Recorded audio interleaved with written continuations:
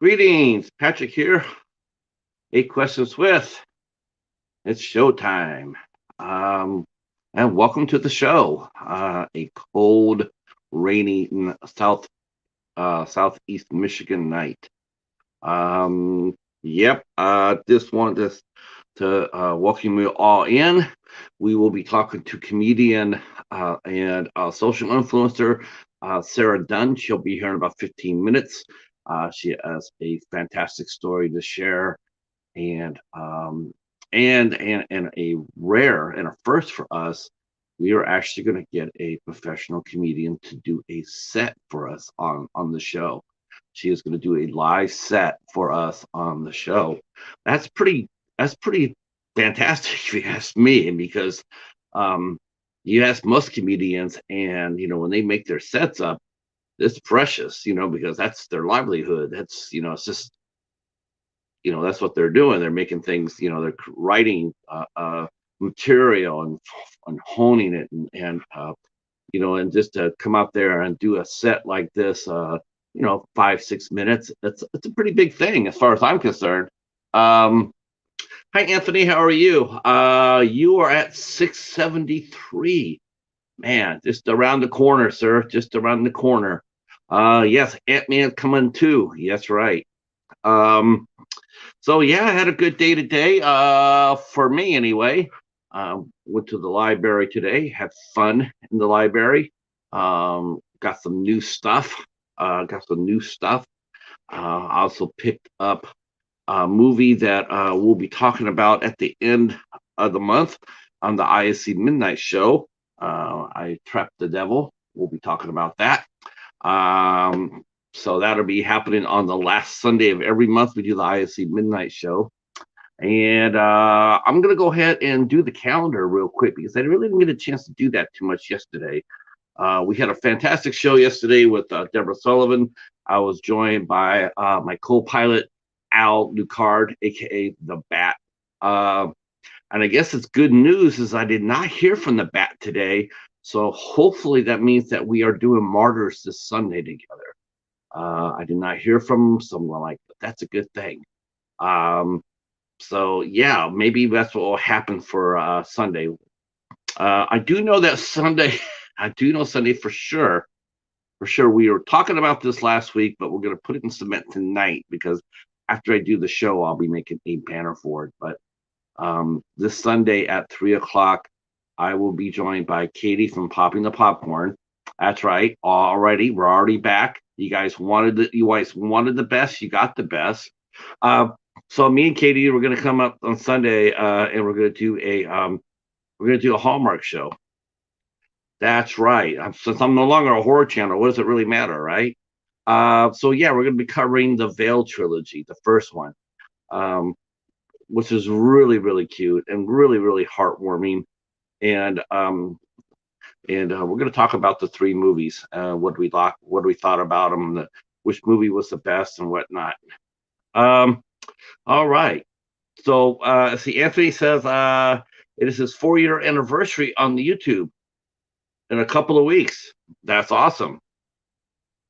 That is awesome. Congratulations, Anthony. Um, so I'm going to be talking about what's going on in the calendar because we do have a busy week. As you know, tonight we're talking to Sarah Dunn. Tomorrow night we'll be talking to Nia Caitlin Ketzdever. She will be here tomorrow night at 8 o'clock. Can't wait for that. She's got a lot of things to talk about. There's Mr. Dan and Horror. There he is. Greetings, sir. Greetings. Uh, Glad you're here. Glad you're here. Comedian Sarah Dunn is yeah, she's a fighter. She's a fighter. She's a very talented comedian. She's also a digital creator. She helps performance art. She helps actors and regular people come up with the best pictures. I never really thought of selfies as being that important until I started doing this show. And then when I do the show, I'm always looking for pictures to use. And There's an amazingly amount of pictures taken. It's hard to find some pictures of folks because they don't really think about it, putting up a headshot. And it's really important if you're in the entertainment or business field to put on your best face forward. And Sarah also does that. She also will work with you on presenting your best face forward. So we'll be talking about that as well. All right. Calendar. Back to the calendar. So next week, we're going to be busy. Sunday on the Midnight Society, we'll be covering Martyrs. And that'll be at 8 o'clock. Next Tuesday, the 24th, we'll be having actor and stuntman Brian Dodds will be here with us. Brian Dodds will be here with us on Tuesday, the 24th. He is a combination actor and stuntman. He is right now he's acting as a stunt person for Kevin Zegers on uh, uh, the rookie Feds. He is acting as the stuntman there. Greetings, Professor.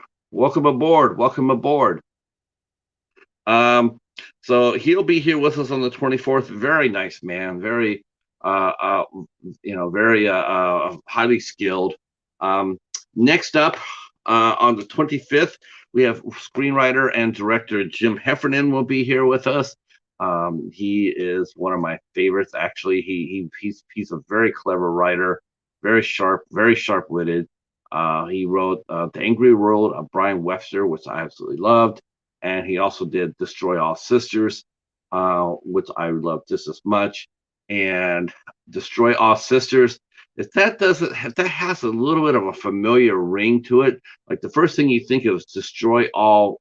I don't know about you, but every time I heard that, and I heard that, and I'm like, Destroy All Sisters. The only thing I could think of was, man, that sounds sort of like Destroy All Monsters. It's not a coincidence. Jim is a big kaiju fan, so we will be talking about his movies.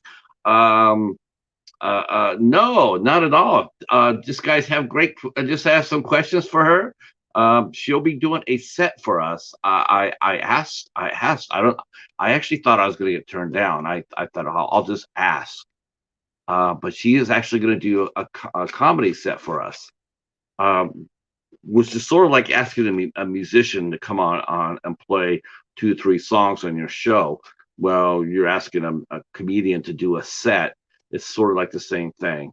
Um, so Sarah will be here, and she'll be talking about comedy. We'll be talking about her story, which is an incredible story, and I've heard a little bit of it.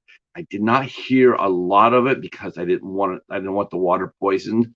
I wanted to hear it fresh. I wanted to hear it like you guys in the chat are going to hear it.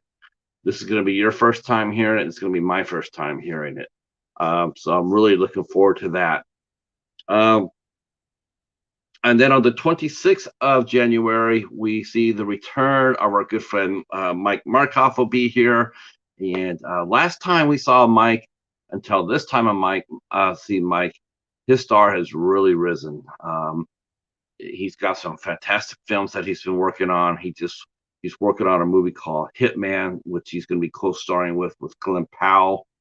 Glenn Powell, of course, his star is rising fast from Devotion and from Top Gun. And Mike Markoff's got a role in the movie. He posted a picture on his Instagram of him and Glenn Powell and some of the other actors during a rap party. It was super cool to see. I'm so stoked for him. He's worked really hard for it, and I dare say that 2023 could be his year. He could break this year. I'm thinking yes about that. So I do hope that will happen. And I'm glad that he's coming back to do another show with us. And he'll be here on the 26th at 8 p.m. And then on the 31st of the month, on Tuesday, we are going to have, first we had Victoria Varden, one of the co-owners of Ghost Walk Films. Now we get to talk to the other one. We're going to be talking to Rocky C. Carledge of Ghost Walk Films on the 31st of January. Now, I wanted to hear his side of it because they're running the studio together, They're not married. I thought they were, but they're not. They're business wife and husband, husband and wife, work husband and wife. But I want to talk to him about how he looks at things, how he sees the Ohio film. Yeah, I mean Ohio. I don't know what it is. I just for some reason I've been running into a ton of Ohio talent, and that's just how it is. It's just there. It's there. It's loud. It's proud. So we'll be talking to Rocky on the 31st. But then February rolls around, and I'm still working on February. I'm still working hard. But I can tell you, the first week of February, we will be doing 4 shows.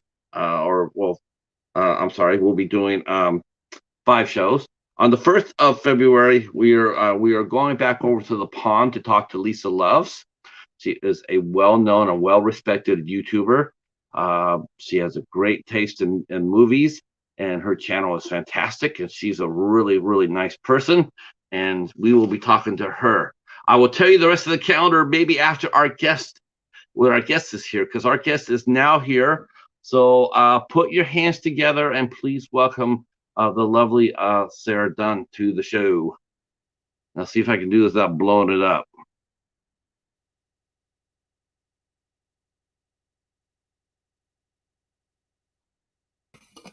Ta-da! Hello. Hello. Hi. Can you hear me all right? Is the audio good?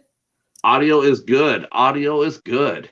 Thank you. Hi, Patrick. How are you? Good, Sarah. How are you? Oh, I'm so happy to be here right now. Thank you so much for having me. I've been really looking forward to this conversation.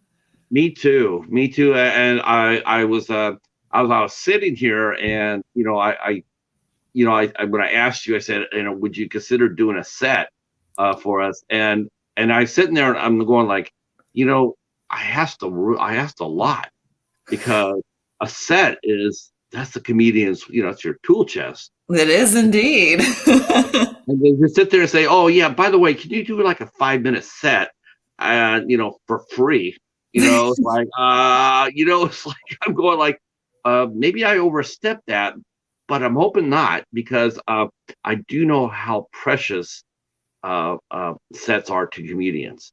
Indeed. Yeah, it's so true. And there's so many comedians that are very precious with their material. I try not to be too precious with my work. I try to be generous with it and then share it a lot because it's a part of the process of becoming a better comedian. And so if somebody hears a joke here and then hears me doing it live later, I mean, I think that would be a win for both of us. I think so too, because this will be an evergreen interview. That means this interview will be good today, 6 months from now, a year from now, and that's I really that's what I will say. This is what I love about podcasts, because I look at podcasts sort of like old time radio. Same. Yes, yeah. Yes. I I mean, am such an old radio nerd. I love old radio. I wrote an I essay about how much I love Jack Benny just a few years ago. oh, I love Jack Benny. I listened to him. I actually used him for my white noise, and I put him on there, and I'll just fall asleep to Jack Benny. Same. Oh my God, I could do the same thing. That's how it was. I grew up in Chicago, Illinois, and they would play Jack Benny on WBBM radio there on Sunday nights. And that is exactly how I became familiar. And I think really developed my comedy sensibilities was falling asleep listening to Jack Benny because gosh, that's just his delivery was like nothing else. His ability to be the straight man and surround himself by all of the cast of characters like Dennis Day and Mary. Oh my gosh, that was just Mary Livingston. Oh, yeah, I was such a big fan of the whole thing. I really cannot overstate how much of an impact that had on my life as a comedian. It's funny because where I grew up, we watched Looney Tune cartoons. Mhm. And we heard about Mel Blanc doing Bugs Bunny. Mhm. Wasn't until we got older, and all of a sudden then we started going back to the Jack Benny show and realized that Mel Blanc had really gotten a start. Well, he'd done that in the Army. He Mhm. did it in the Army first. He started doing voices in the Army, but afterwards he went to work for Jack Benny, and he started doing the radio shows, and then he started doing the TV show, and he really got, Jack Benny's the one really that broke him. I And love that. Yeah, that's such a good point. He's so like he's so what I think of when I think of like like a man of all sounds. And you look at his work on the Jack Benny program, and I loved him as the violin instructor, especially. I thought that was a very I, funny I like role. And he I like also played the car. He played the old Maxwell as well.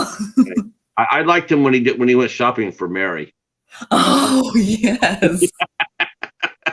That was a good one. Oh gosh, I, I have to revisit that episode. It's I had me in tears. Uh, mhm. yeah, I love old radio. I think it's important and it's priceless and it's timeless. I mean, you can listen to Jack Benny, and yes, it's in the 40s, and there are references to the 40s in there, but Mhm. the comedy stylings of it is just so timeless. Mhm. It's not dated. It's smooth. Yeah, talk And about evergreen. yeah, and I sort of think that for the most part, I think most podcasts, most interview shows like this, if you really work at it a little bit, you try not to mention too many dates per se, Yeah. but if you just talk, Yeah. uh, you can listen to this from whenever and wherever, and I really like that. Um, yeah, we got a lot of people to loves old radio. I know my friend Hobbs is here. He likes old radio too. Mr. Danner Horace said so. Yep, just like us. Yep, they're so much fun. Oh, my Uh, people. Hello. I listen to I'll tell you this one. A couple of shows that I really liked um, is Gunsmoke. Did you ever listen to Gunsmoke?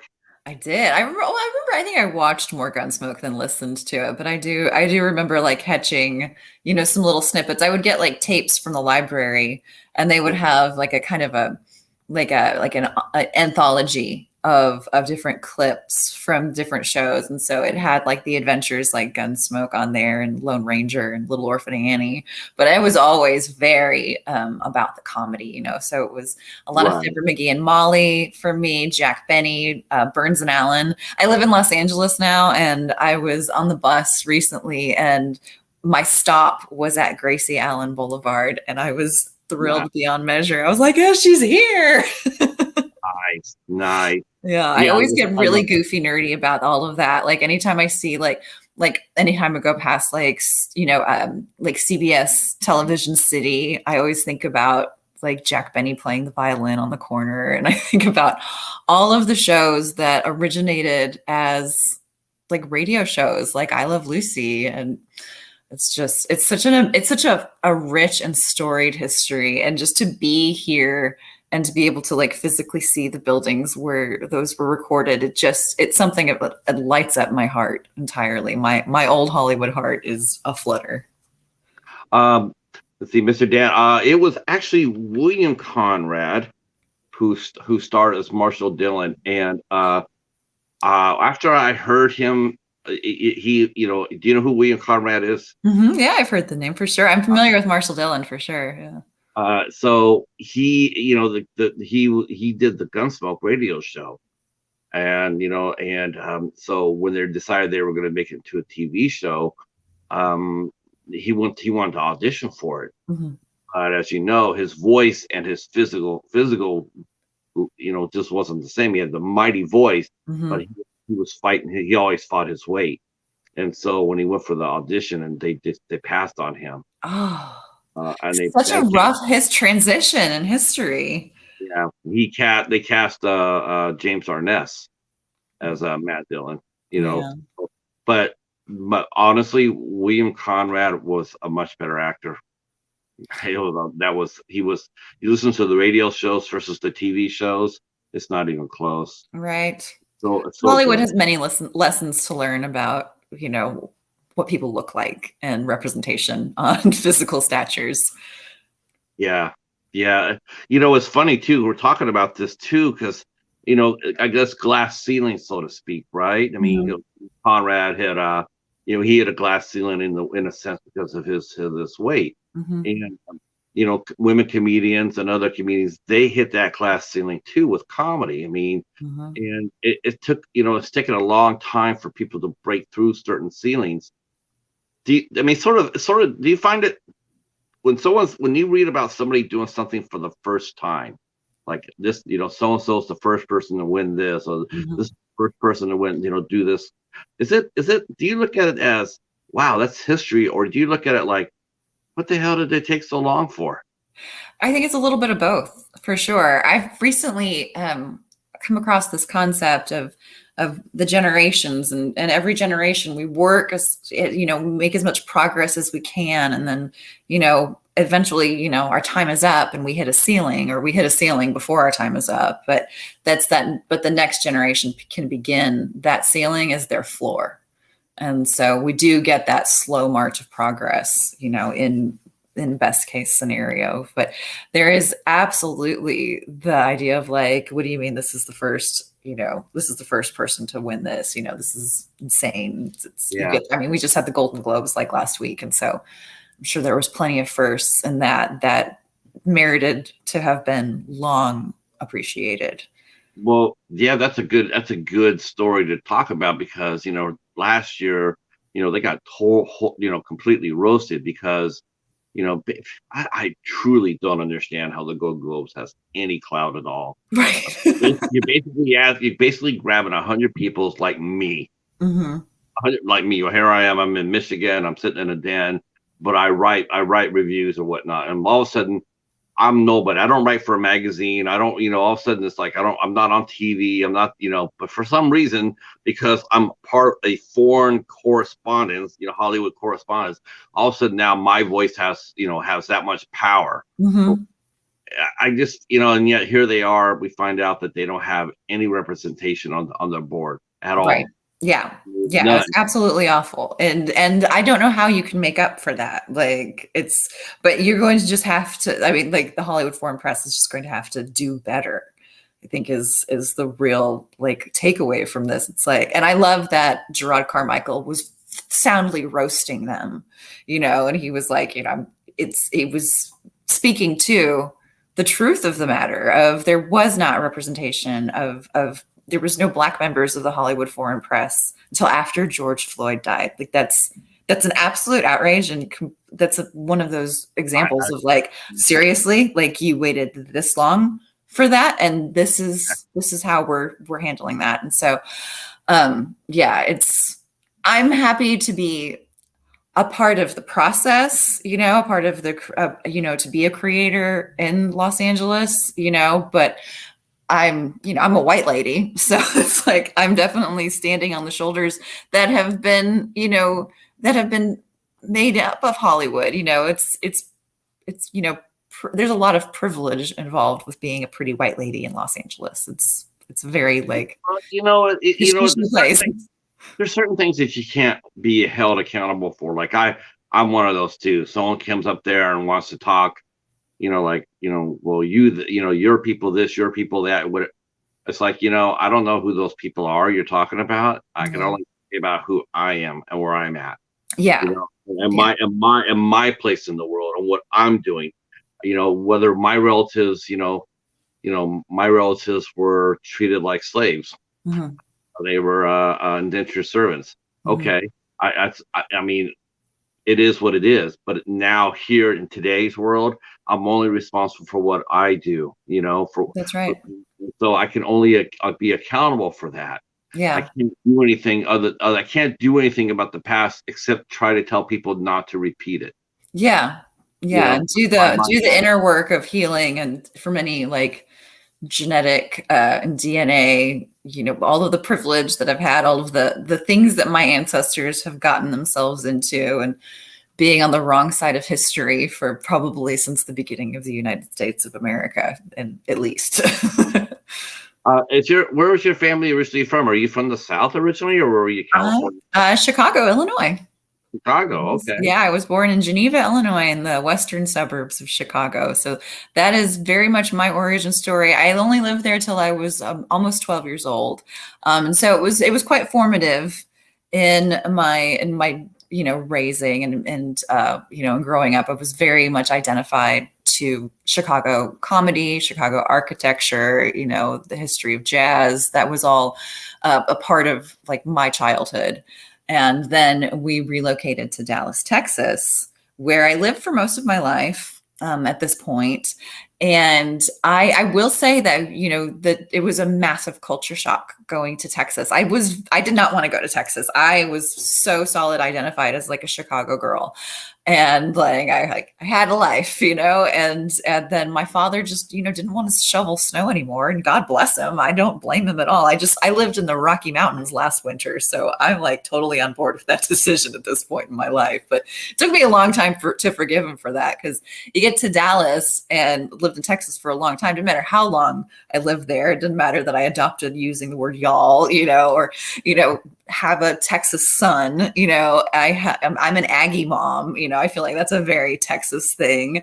But, Right. you know, people were always like, you will never be a Texan. You will never be fully welcomed here. There was always that otherness, outsider, like line of thought that was kind of lobbed at me consistently that never made me feel quite at home, no matter how many people I love in Texas, you know, how many, you know, great, amazing people and artists that I've been able to work with. It was where I started doing stand-up comedy, was in Dallas, Texas. And so it definitely like shaped me as an individual. But at this point, you know, I've lived in several other states at this point of my life. And so it's at a point now where people are like, oh, where are you from? You know, and I say Chicago, even though I haven't been there in like 30 years. Yeah, but that's still, yeah, but you live there. You could claim it. I do. You Yeah. were there. It's on the birth certificate. Sure. Yeah. Yeah. And what's your favorite style of pizza? You know, I have to say that I like a nice crispy crust. I like it to be kind of thin. You know, I know that's not the Not just Chicago style, Chicago. but yeah, it's what I like.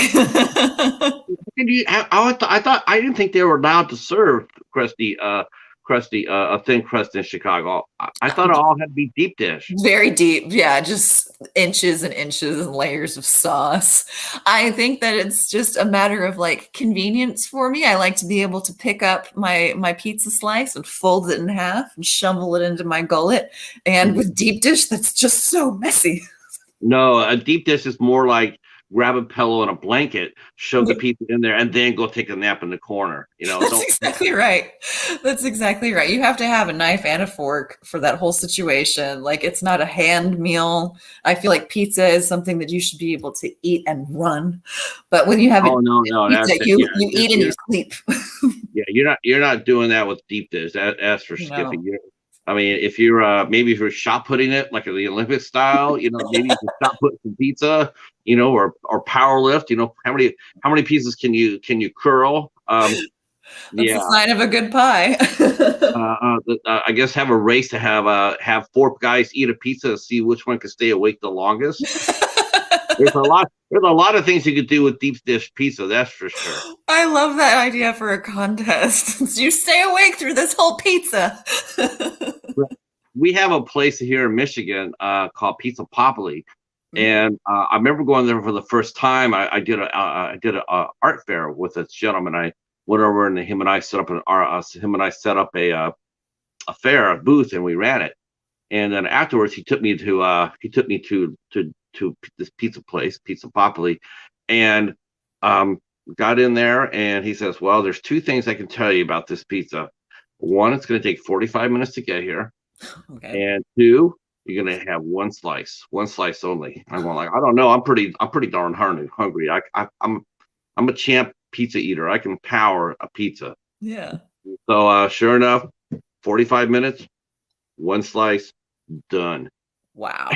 Yeah, it was that good. It was so good. That does Um, sound good. That does yeah, sound good. so Chicago, I guess now we have to slide into a little bit of dark territory. Yeah, Uh, yes. because well, we have to go dark before we go to the light because your darkness has created your light. That's so true. You know, has created your voice. Yeah, that's Um, exactly right. so, and I know you've talked about this before, and it's really funny. It's like I listened to the show. I started listening to the show. I turned it off. I Yeah. turned it off because I wanted to hear it from you. I didn't want to have the other person's questions influencing how we're going to talk about it and whatnot. Yeah.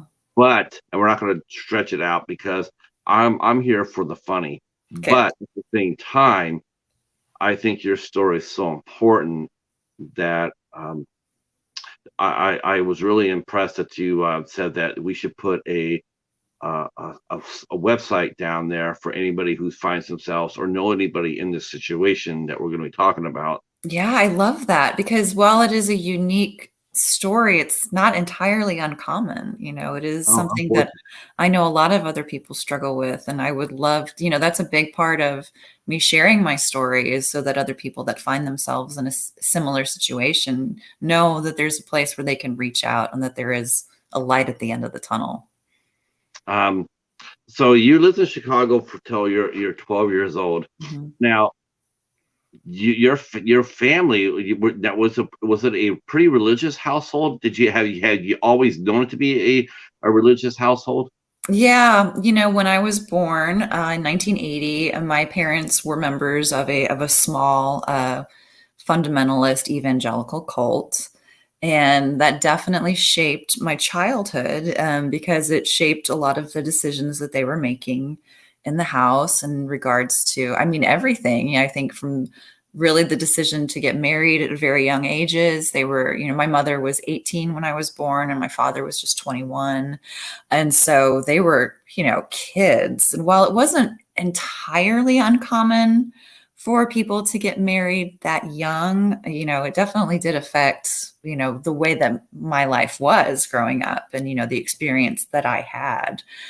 And so they at the time were in rural Illinois and belonged to, a small, they considered it a church, as many cults, kind of put themselves out either as, I've seen cults manifest as, from anything to like a network marketing group to, some kind of mindset coaching group, any kind of an organized religion or some kind of an offshoot of, a more popular, maybe mainstream version of, pretty much any religion is, you know, it's possible to form a cult. You just have a centralized leader and then a lot of very Look at the Republican Party. yeah, ding ding ding ding. Yeah, exactly. I think that's a lot of the reasons why I became so emboldened to speak out about my experience because well, I for years was able to just be like, it's just my family and they're like weird stuff and like it's just their weird church, and this is like that's just something that they're doing. And, maybe it doesn't, maybe, yes, it hurt me and my family, but maybe it didn't have any like bigger repercussions. But then the Trump administration came around and from there, I was like, oh, these are all of the same tenets and really controlling beliefs, a lot of disrespect and misogyny and, just, kind of a cavalcade of controlling behavior from a pulpit, and so it would be, the way it presented itself, I think most distinctly in my childhood was that I remember there was a time where they didn't believe in like modern medicine. They didn't believe in doctors. They believed, that prayer was literally all that you needed to have good health. And, if you did go to the doctor, it was a sign that you were losing your faith and that you didn't truly believe in God. And so that led to my sister being born at home. And for me, most pronounced how it affected my life was that they didn't believe that public education was good for children. They believed that if you had education, it would eradicate your faith. And if you opened your mind to questions, that it would basically it was blasphemous. It was blasphemous to read the Bible and ask, well, what does this mean? And like, I don't understand why this is a thing. Like, I remember being a kid and like reading the Old Testament a lot. And there's a lot of like really troubling things in the Old Testament. And being a child and being like, oh, this is really upsetting, this incest that's going on. There was a lot of rape in the Bible. And I was just like, I had a lot of questions and it was, it was just like, don't worry about it. I remember having Sunday school teachers telling me God doesn't want you to open your mind, so you don't need to be asking these questions. And then getting in trouble and being marked, as a problematic person because I was curious, because I wanted to know why we believed what we believed. And so I was pulled out of school. I got to go to public school for kindergarten, which was great fun, as I recall. But then first grade was when my mother took the full responsibility for my education. And so first through eighth grade, I was completely homeschooled. And it was very different than like the pandemic homeschool that people had during, the 2020 shutdown, when teachers were there, and there was curriculum. PBS turned fully into like an education, well, it's always educational program, but PBS was specifically following like curriculum and being like, here you go, you can turn on this TV and like you're gonna get all of the basics of an education. I ended up actually like during that time like re-educating myself, like going back through elementary school, because there was a lot of holes in my education for sure. It was all Bible focused, all Bible based, which is fine if you're teaching allegory and religion, but it's very different if you're trying to teach math, science, these little things. I really wanted to be a meteorologist and I did not have the foundation to have for that education. I did not have a strong math background and I did not have a strong science background. My mom was doing the best that she could, and she was choosing curriculum though that was created by Focus on the Family, which is a very right wing. I mean, speak of the 45th administration. I mean, Focus on the Family was definitely putting their agenda. Was that Baker or Copeland? Dobson, Dr. James Dobson. Oh, Dobson. Oh, yeah. Yeah, Colorado Springs. It was kind of a nightmare, and there was a lot of homophobia in that particular curriculum. And I'm bisexual, and so when I got a little bit older, and I still was, when I hit puberty, it started being very problematic in the church, because the church was at that point very, very homophobic. We would have evangelists roll through just speaking hate and violence towards the LGBTQ plus community. And it coincided with me getting, roughed up by the kids at the church, and so like, I felt, even before I realized, who I am, they, I think kids would spot me and just be like, she was looking at Amber, or like, she likes Shelly, Did your parents know your church is a little different? Is because your family was the church. Yeah. I mean, My family, you're not part of it. You are it. exactly. Yeah. And it's very strange to look at it and be like, okay, like my family, no matter what church they belong to, because we moved around from Illinois to Texas. And so in so doing, we're like changing churches. And though that small cult that, my family was a part of when I was first born, that kind of dissolved over time, my family managed to plug themselves into churches that had really like far out beliefs that aligned with their own personal beliefs. And so what I've witnessed in my family and what I've worked through with my therapists is how my family, like my parents, act as cult leaders, and how their decisions and their behaviors, while I do believe that they were acting on the best of intentions, and I do love them and I forgive them for the things that have happened, like I have had to become estranged from them, because they are, they plug themselves into a church, and the church is now a mega church, and they are this little sect within the church that are just abiding by these very like stringent boundaries, and very, I mean, again, like the homophobia is a huge problem. Just that's a problem. The abortion is the problem.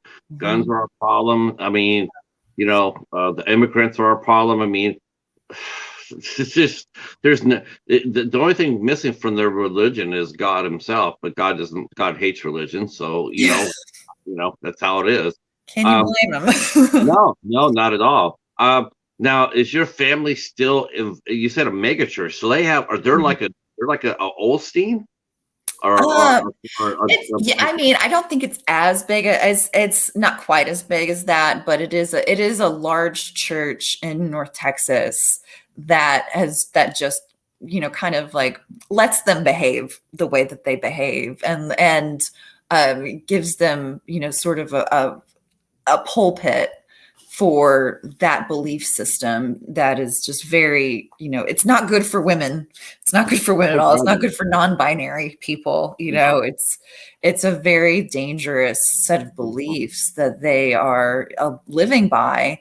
And, when I see how it affects the nationwide landscape of politics and how it's not, when I realize that, oh, it's not just like my family and like their friends, it's this kind of cancer that has infected different aspects of evangelical churches. And how did you, as a young teenager, how did you? I mean, most of the time, you just get enveloped by that. Mhm, There's no freedom for you to, for mhm, your own identity, to develop your own identity, your own voice. mhm, That's the whole cult work. They come in there and they basically strip that away from you. mhm. How did you Yeah, how did you keep that? How did you keep your own identity? Was your mom was she trapped in that situation? And like for her, it was like no way out, but she's yeah, going to help you, or yeah, was that how? I had a feeling about that because I'm thinking, how do you escape a cult, especially if it's a family? yeah, Not unless it has to come within the family itself. So yeah. your I mom is there; she's loyal to your dad, but at the same time, mhm. she's not believing all the shit that she's hearing. I would love to think that, she questions more than she appeared to. I don't really have a relationship with her anymore. It's been several years since I've spoken to her. And that was something that my therapist and I discussed, Hmm. because I basically started escaping when I was about 15 years old, and I started getting marriage proposals at the age of 15. And because I was very much a big part of the church was grooming young women to become good pastors' wives, to be a good missionary, to be a good evangelist, and I'm a very charismatic person. I've always had a very like kind of gregarious personality. I've always enjoyed. I think a lot of I have no qualms about speaking in public, and I think a lot of that stems from the fact that I wasn't in elementary school. I wasn't around other kids my age. I wasn't getting the attention of teachers that I needed, and so into adulthood, ta-da, showbiz. So I had to start walking away, and I had to start questioning things early. And it just wasn't the way my mother's perspective at all. My mother was very much like, it has to be the way that your dad says, it has to be the way. My parents divorced and she remarried, they both remarried. And she has, both my biological father and my stepfather, like, in her life, kind of calling the shots on her decisions. And my therapist, told me, when we were discussing, going no contact with my family, she was like, where's your mom going to go? Where's your sister going to go? Like, this is their life. These are not just the choices that they made, it's the families that they're raising. They're fully enveloped in that. And so, you know, I'd love to believe it's not too late for anyone. And I do genuinely believe it. But as far as my healing journey was going, I had to let them go. And I had to be able to move on so that I could heal from the abuse. They weren't trying to abuse me. I do believe that. I do Oh, they believe believe that what they love. they believe what they're. The thing is, though, it's like wolf comes in sheep's clothing. They Yeah. believe what they're doing is right, Yeah. but anybody that can open a Bible can easily tell you that that's not how it works. So Yeah. Yeah. We had a lot of arguments. We had a lot of arguments about that. it's just simple. It's just plain and simple how it is. and they shall come, saying, I am, but you're not, and you can, and the thing is, also, you can tell by, you can tell by how their actions are or whatnot. But Mhm. that's with an adult, and that's someone with any sort of experience to deal with religion or Christianity or what have you. A lot of people don't, especially not a 15, 16-year-old girl, and Yeah. especially her own parents sitting behind her, Hmm. trying to control every move. Hmm. But there's a saying, there's a saying about control, to borrow a phrase from a famous movie.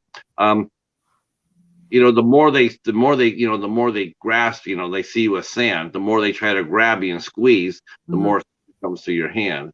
Less Yeah. control, less control. Yeah. So, how old were you when you realized that I need to get out of here, or else I'm going to get swallowed up by this? Yeah, it was definitely around the age of 15 and 16. I had convinced my parents when I was about 13 years old. Once we got to Texas, I did like 1 year of homeschool in Texas. And I always had the saving grace of my life is that I've always had a kind person in my life. I've always had like a kind friend, a kind family member. There's somebody rolling down the hallway with a very large dolly, so excuse the incidental noise back there. But I always had somebody showing me like true, genuine love. First it was my grandfather, and then I also have a friend named Lois that's still one of my dearest friends to this day. There was always someone. And so in eighth grade, I had a neighborhood friend, and she was a year older than me, and she would come home from school and she would tell me about all of her classes that she was taking. And she was taking this history of England class and learning all about Henry VIII. And I, having been unsupervised for years, I mean, I basically lived as a bored housewife when I was supposed to be in like fifth grade, Right. and so I was doing housework when I should have been, hearing lectures and learning about history and such. But I did end up finding like Black Adder, the Rowan Atkinson show that goes through different periods of English history. And I really connected with it. I do have a lot of British ancestry in my blood. And so the stories really spoke to me. They were very funny to me. I thought that Henry VIII as a concept was hilarious. And so I convinced my parents that Jesus wanted me to be a missionary at public school. And so they were like, yeah, he said that to us too. And so I got to enroll in a public school for my high school years. And it was very much like if you've ever seen Unbreakable Kimmy Schmidt, that was very much the vibe of, instead of being abducted as Kimmy was and then put in the cult, against her will, I was born into the cult against my Right. will, and then grew up, and about the same age where Kimmy was abducted, I was set loose. And so I get set loose into this public high school in North Texas in the Dallas suburbs.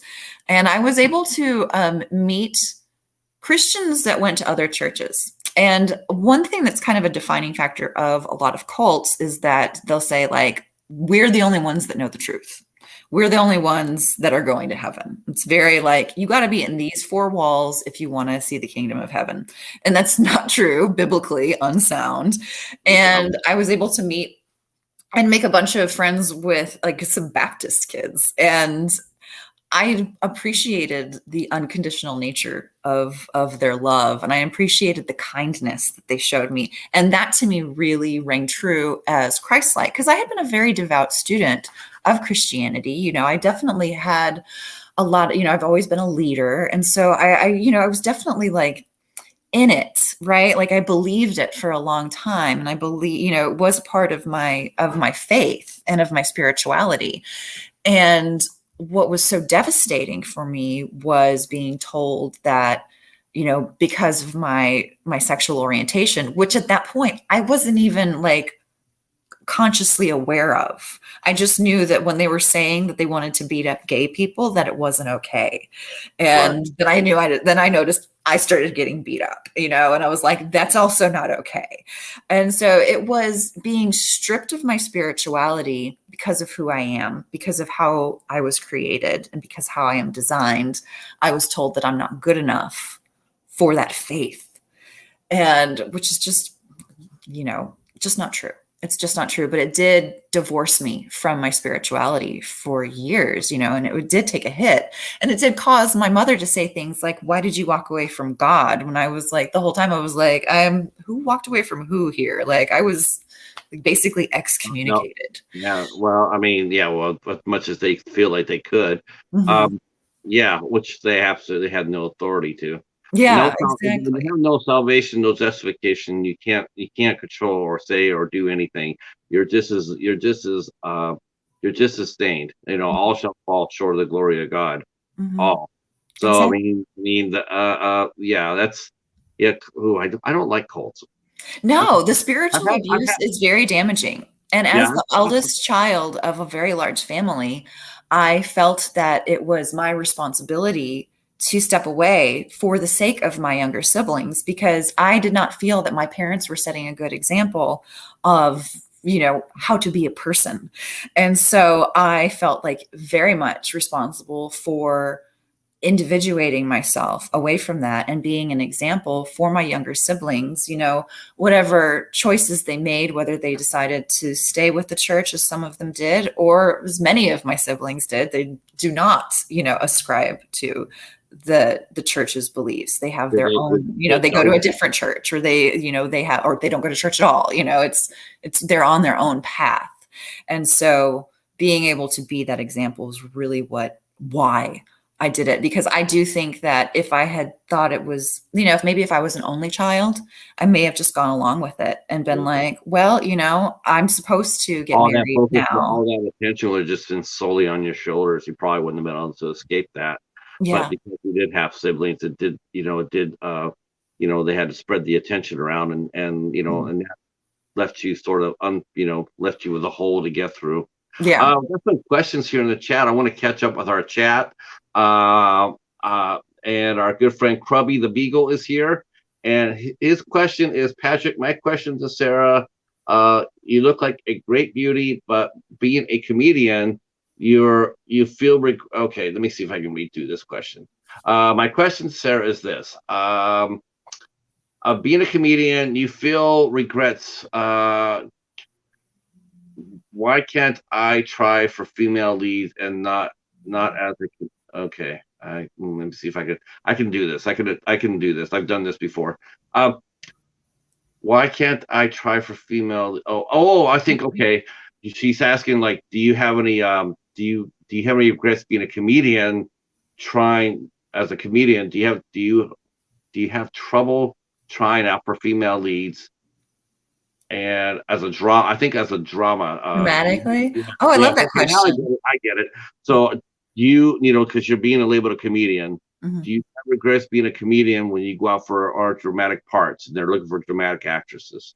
I love that question. Thank you for that. I have to say personally, I chose comedy because it's what sets my soul on fire. It's like it's the most fun for me. I do have an acting agent. I'm with Natalie Lynn Talent, and I have a background in theater. That was one of the big reasons why I wanted to go to public school, was I wanted to be involved in the theater programs. And I studied acting in college as well, and definitely studied a lot of dramatic acting What when college I did was in you go to? college. I feel like there was so much drama in my real life that I Mhm. wanted to escape it, and I wanted to provide that joyfulness and that playfulness to others in my work. And so it was just kind of something that I like, I personally made the choice. An actor's job is to make choices. And so comedy was a choice for me. It was a part of, it was something that my family gave to me that I inherited from them, that I can love. That's one of the beautiful things about therapy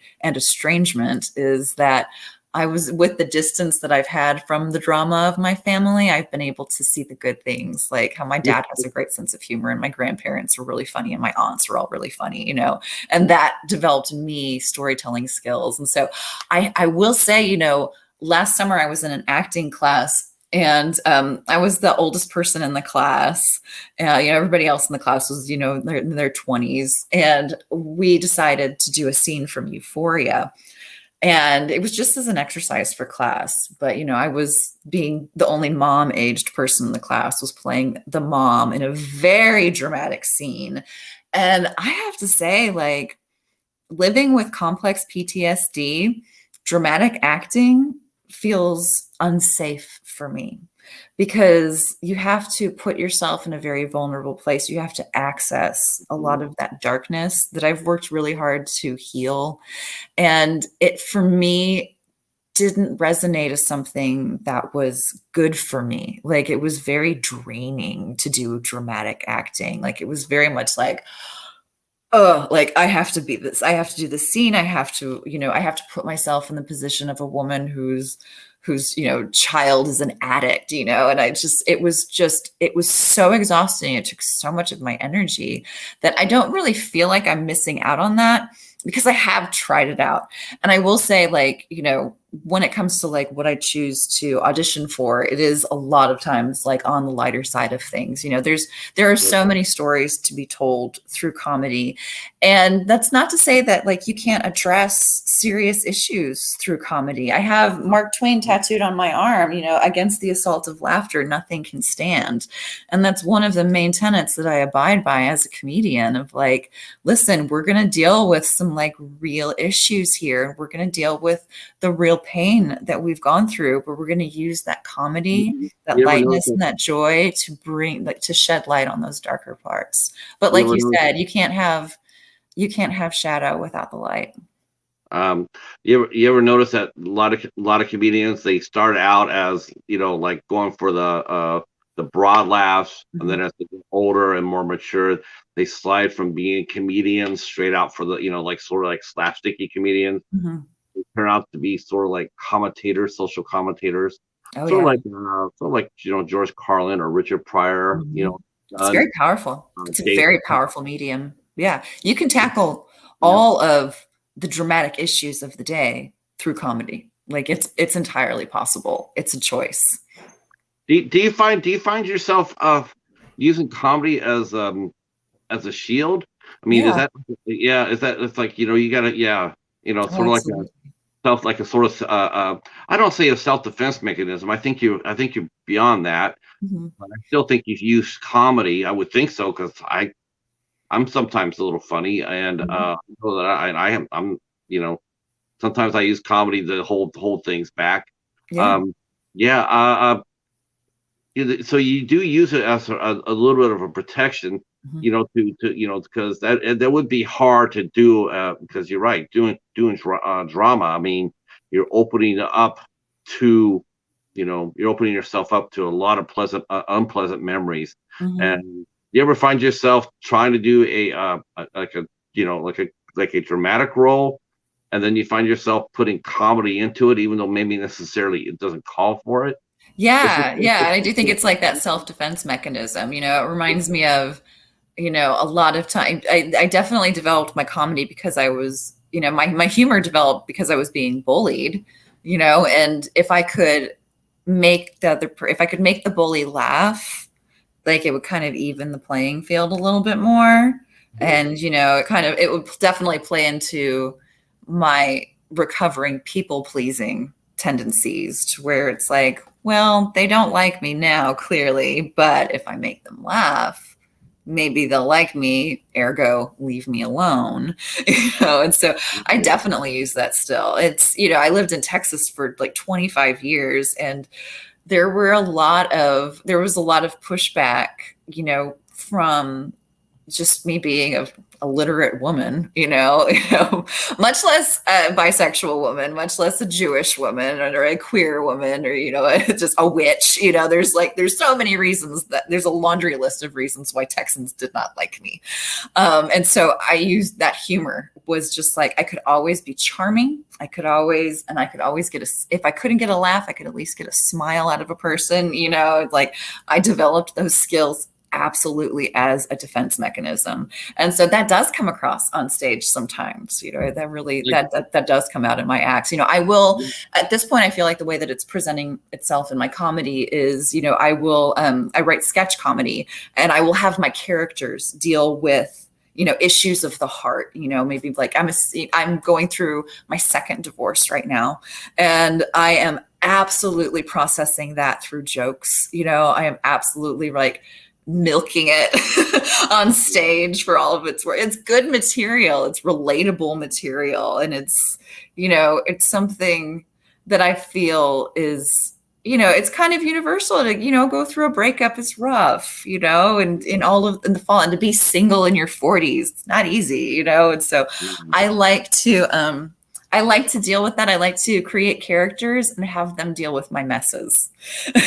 Um, but your comedy style, though, you don't find yourself, because I know there's some gimmicks, like the comic will, basically talk about themselves and put themselves down for the sake of the laugh. Yeah. You don't do that though, right? You move beyond that. Yeah, it's so true. Roasting is like a form of comedy that I've just never been able to really like be good at. And I do try just for the art of it too, and the writing exercise.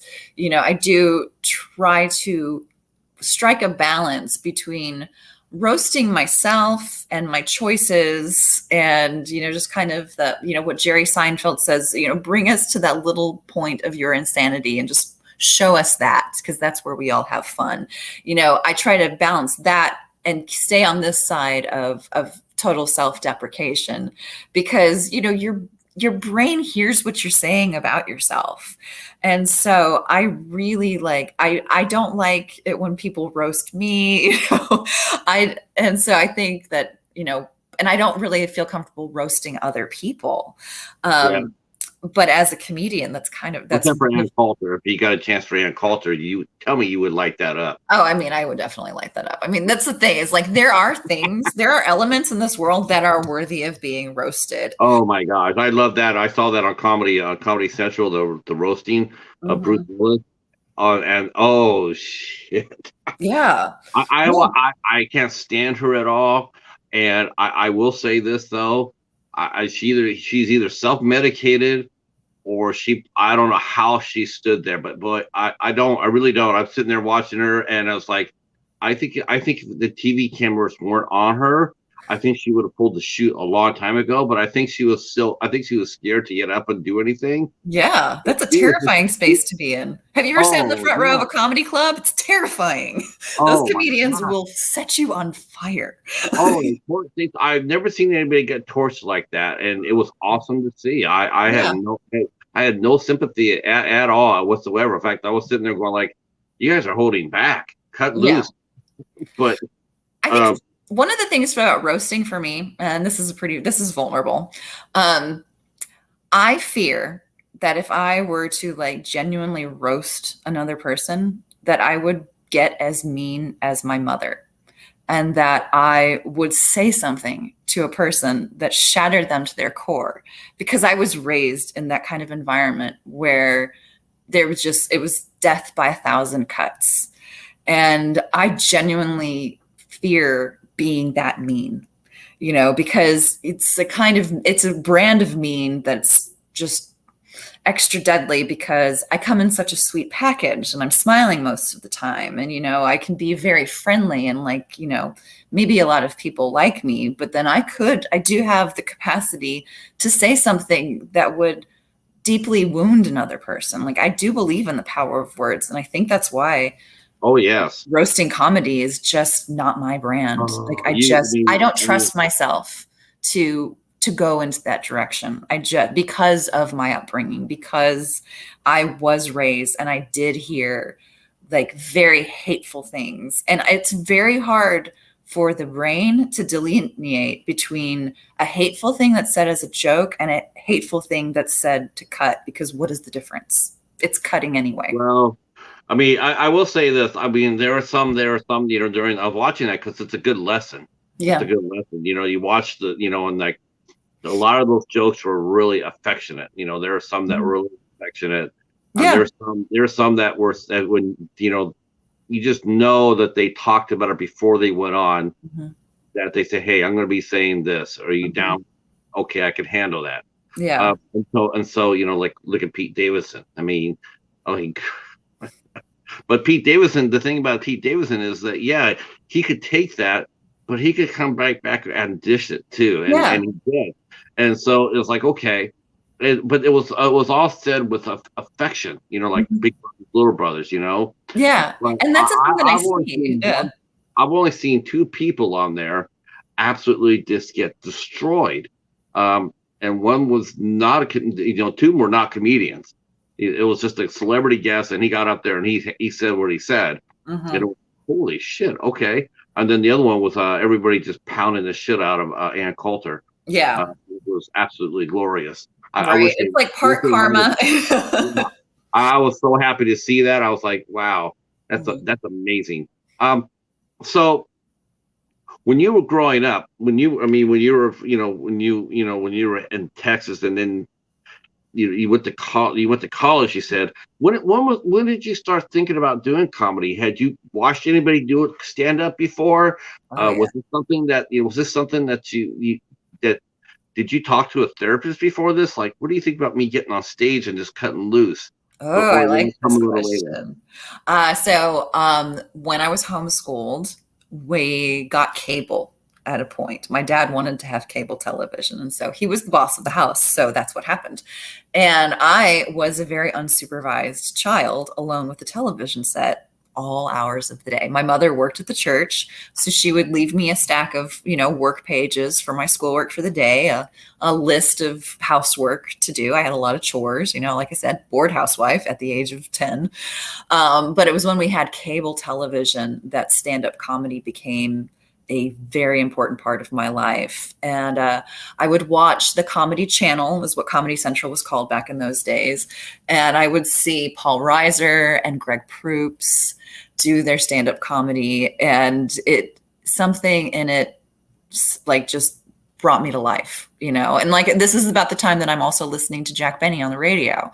And so I'm seeing this art form, and I'm watching these comedians, and I'm being exposed to a lot of Jewish culture from that particular realm of stand-up comedians in the 80s. And I started to really see the power of laughter in a professional setting. It used to be the power of laughter in my family was, how you got attention, has how you broke through the conversation in a large family. If you could tell a story that could hold everyone's attention, if you could get a laugh out of grandma, that was like the height of glory. And so watching stand-up comedy, I was like, oh, that's a job. That's very interesting. And so when I went into public high school, I started studying theater, and my senior year of high school, I was cast in a Neil Simon play, and I had the lead role of Beth in California Suite. And that was my first experience with getting laughs from the stage. I had always been really good at getting laughs, just kind of from friends or like around, either, to deflect bullies or to just, win people over, to influence others. That was something that I had a natural knack for. And once I got into theater and like was on the boards, and you know, recreating these amazing Neil Simon scenes, that was really what, like, I feel like started my comedy career, was in that little theater in high school. And I won Best Actress for that performance. And so that was really like, that was kind of the height of glory for me in my high school years. And I continued on doing theater in college, though I was definitely playing more with like dramatic acting at that point. And when I was about 27 years old is when I returned to Chicago to go study improvisation at Second City. And I have to Wow. say, like, Second City it's in my blood. It is, I feel like my past lives were spent in the Second City. Like I feel so deeply connected to the philosophies of improvisation. And while I do not belong to an improv troupe, I do use improv when I'm on stage in my stand-up comedy. I do. If you've ever seen Greg Proop's stand-up comedy, he incorporates a lot of improvisation. It's a lot of riffing into that, and it's done at the top of his intelligence, and it's played to the top of the intelligence of the audience. And so that's the brand of comedy that really speaks to me is to be able to, like, be in front of an audience and to connect with them and tell my story, and to be able to provide the sort of a sort of universal commentary that my experience has, being able to connect that to other people, because it is it is a unique story for sure, and it is uniquely mine, and my perspective is distinct, but there are still so many elements of it that resonate with other people, and so being able to find those points of connection is like a beautiful part of the craft. And from improvisation, I moved into stand-up comedy when I was about 30 years old, and I've been doing stand-up comedy ever since. And Now, that's what was that? Now to me, that's almost more scarier than being on a cult because stand up is rough, isn't it? oh boy, is it?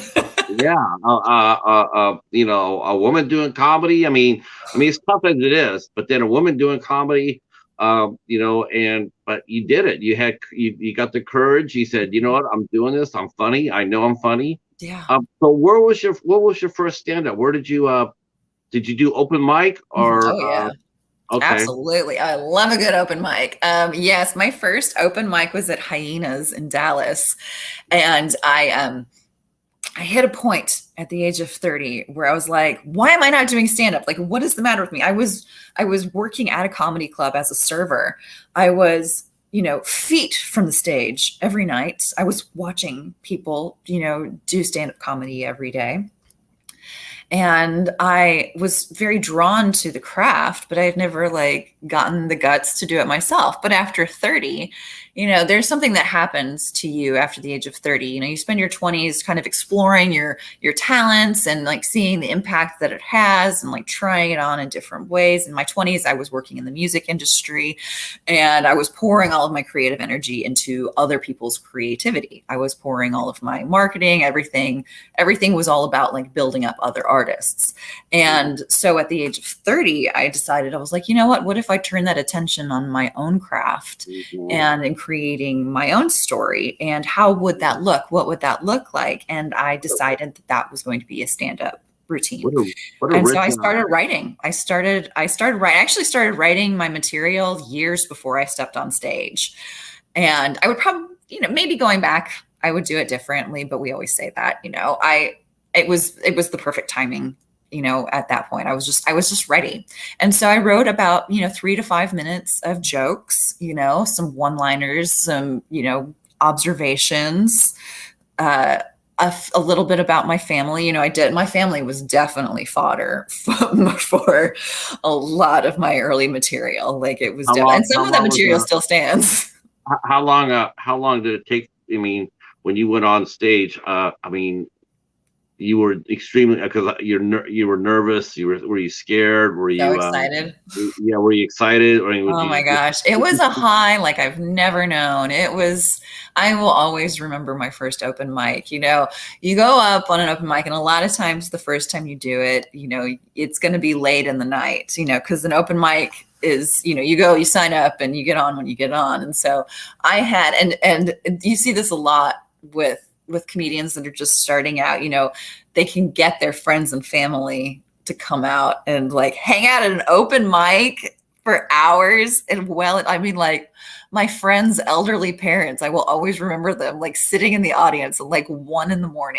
on a Wednesday, waiting for me to tell my little jokes.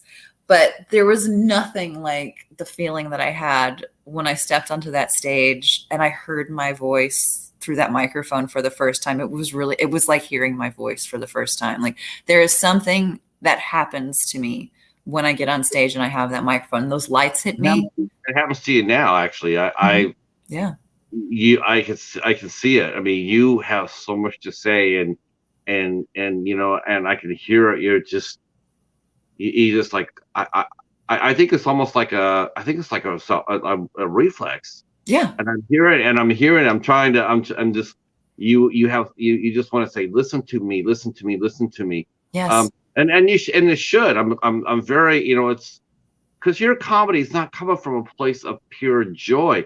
Your comedy is coming from a place where a lot of pain and destruction and hurt, pain, and you just want to. It's almost like you just got to get it out of you Mhm. It's almost like a was it carthesis, they say, where you have to just get it out at whatever cost it is, Yeah. so Yeah, it's very now cathartic. are you still in that place, or have you turned around, and do you feel in your comedy, you developing your comedy? I know you're strong. There's no doubt in my mind about that. Now, have you gotten to the place now where your comedy is focused on, like, I hope I have never seen I've only seen one set of yours, and I know we're gonna get one in a little bit. But now, I mean, do you is your finger pointed still at you, or is it pointed out as it is, isn't it? Yeah. Yeah. Yeah, it is. I'm still in that part of the healing process. I do still, even though I've been in the comedy game, for 11, 12 years now, I still feel like I'm new to it. I still feel like I'm developing my voice. I'm still developing my routine, my set. And I do feel like the safe place for me to be while still becoming vulnerable on stage is to examine my experiences and my choices and the fallout of those experiences and those choices. It's a thin line, though, isn't it, Sarah? Though, because you don't want to make yourself the butt of the joke. You Right. don't, because you don't deserve that. Right, exactly. Like I had that enough growing Yeah, up. I don't need to be the butt of the joke anymore. right. I mean, It's I'm telling more you, of a well, isn't this an interesting, like, yeah, it's very interesting to explore the human condition and the sort of the sort of avenues of healing that I I've mean, gone down, and to share that with the audience is a very vulnerable thing, but I feel like it's what resonates the most with other people because we've all had struggles, and so to be able to go up and to speak on mine and to speak on my experiences and the unique perspective that I've earned over all of this time, I still feel like it's a very cathartic healing process for me. I do where, I do feel where, like do you- that's an where do you important draw part for me where do because you I feel draw like I your can share that with others. where do you draw your material at now? I mean, other than yourself and in your life, do you draw upon? Are you like a topical comedian? Do you sit down in your home, and do you have, like, do you write? Because writing comedy is the hardest thing, isn't it? It's hard to write comedy, Yeah. because you got 5 to 8 minutes for a set, Hmm. maybe a little bit more if you're a headliner or a main support. Hmm. But opening act is what, 5 to 10 minutes, right? Yeah. Yeah. About 5 to 10 minutes. Uh, so you got to write that material down, and you got to figure out what's going to be funny, what's going to, and Mhm. it's got to be difficult for No, you. sure. It's a process, and it's a part of just showing up every day and writing down, the things that I think are funny. If something strikes me as amusing, I will explore that on the page. And my favorite thing is when I'm on the page, and I'm writing by myself, writing a joke and just like having it just like kind of tumble out of me, and seeing it on the page and then laughing and just like god, the joy of laughing at my own jokes. I mean, that was another thing that I got from being homeschooled and being so isolated as a child, was that I became my own best company and my own best entertainment. Like I am always amused with my own company, and so it's a craft that you have to just like show up for every day. And a part of it is that writing process of like writing down and being like, I think this is really funny and I want to see if other people think it's funny too. And that's the part where you have to What be brave what and I just what I sign up for an open mic. what I like is, like, you ever watch Saturday Night Live? Oh yeah, Okay, religiously. so Saturday Night Live is, Lauren Michaels. He's let me. I do believe I put Sarah's information down in the description box. So yes, you can go down there, and if you hit her link tree, you can go down there and do a little exploration as we're talking. Hmm. I definitely put it down there for everybody to go check out. Lauren Michaels, who has been producer for the show since forever, Mhm. and one of the things he hates this, but to me, it's one of the best things about the show. But he hates when his comedians break up in the middle of a skit. Yeah. Yeah, he just to me that is the best. Oh, it's so good. My favorite one happened recently too. Did you see the marzipan sketch? Oh No, my gosh. It was recently. It was the guy who just won Golden Globe for playing Elvis. Austin oh, Butler is his name. He did on that episode, there is a sketch where they talk about marzipan. And Bowen Yang has like one of the funniest, most delightful performances. And I love Bowen. Absolute phenomenal performance in that sketch from Bowen. Very silly, very unhinged, and absolutely made Keenan break. And that takes a lot. Keenan's not known for breaking. He's not Bill Hader. Bill Hader was laughing all the time. Like it was always a big name to Jimmy make Fallon. Bill laugh. Jimmy Fallon was the worst. He could come up there and say hi, and he'd lose it. Yeah. Yeah, he was notorious for that. And it's true. I have heard that too, that like Lauren's not into that. Like you're not supposed to do that. But that's probably like why they have so much fun doing it, is because like daddy said no.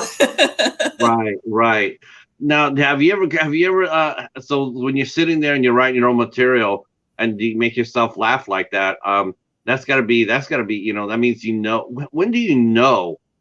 Is it when you laugh? When does the comedian know that they got the jazz? When they got a good joke. Is it when they make themselves laugh, or I think that's hilarious, or is it when they make their peer laugh? I mean, how do you know when a joke is going to hit for you?